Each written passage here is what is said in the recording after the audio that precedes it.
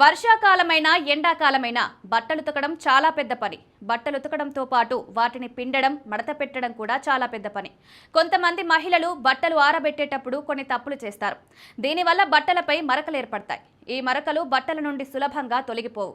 అలాంటి బట్టలు ధరించడం వల్ల మీ రూపాన్ని పాడు చేయడమే కాకుండా అలాంటి మరకలున్న బట్టలు ధరించడానికి కూడా వీలు లేకుండా పోతుంది. ఇక్కడ బట్టలు ఆరబెట్టేటప్పుడు ఈ విషయాలు గుర్తుంచుకోవాలి. మహిళలు, పురుషులు బట్టలు ఆరబెట్టేటప్పుడు కొంతమంది ఉతికిన బట్టలను నేరుగా ఎండకు ఎదురుగా ఆరబెట్టుకుంటారు. కానీ వాటిని ఎల్లప్పుడూ తలకిందులుగా ఉంటే లోపల బయట ఆరబెట్టాలి. బట్టలు ప్రత్యక్ష సూర్యకాంతిలో ఆరబెట్టినట్లయితే డిజైన్, రంగు రెండూ మసకబారుతాయి.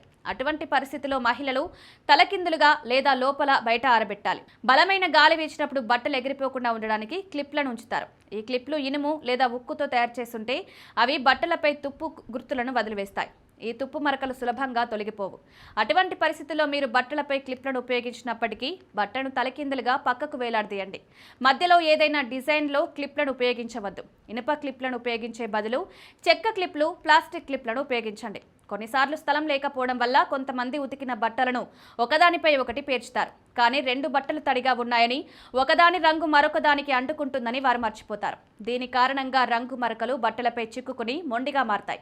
కొంతమంది తమ దుస్తులను సరిగ్గా పిండరు, అలాగే ఆరబెట్టరు. దీని కారణంగా గాలిలో ఎగురుతున్న దుమ్ము తడి బట్టలకు అంటుకుంటుంది. అటువంటి పరిస్థితుల్లో ఈ బట్టలు దుమ్ము కారణంగా మురికిగా మారతాయి. ఎవరైనా తమ దుస్తులను సరిగ్గా పిండుకొని సూర్యకాంతిలో ఆరబెట్టాలి.